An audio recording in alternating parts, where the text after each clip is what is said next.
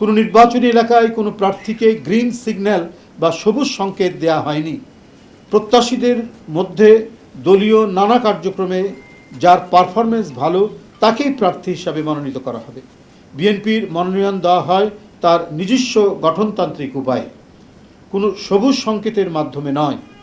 জাতীয় সংসদ নির্বাচনের কিংবা যে কোনো নির্বাচনে দলের প্রার্থী মনোনয়নের দায়িত্ব পার্লামেন্টারি বোর্ড পালন করে এবং এ ব্যাপারে বোর্ডের সিদ্ধান্ত চূড়ান্ত বলে গণ্য হয়। আমাদের পার্লামেন্টারি বোর্ড আপনারা জানেন যে স্ট্যান্ডিং কমিটি যেটা, সেটাই পার্লামেন্টারি বোর্ড সভাপতিত্ব করেন চেয়ারম্যান।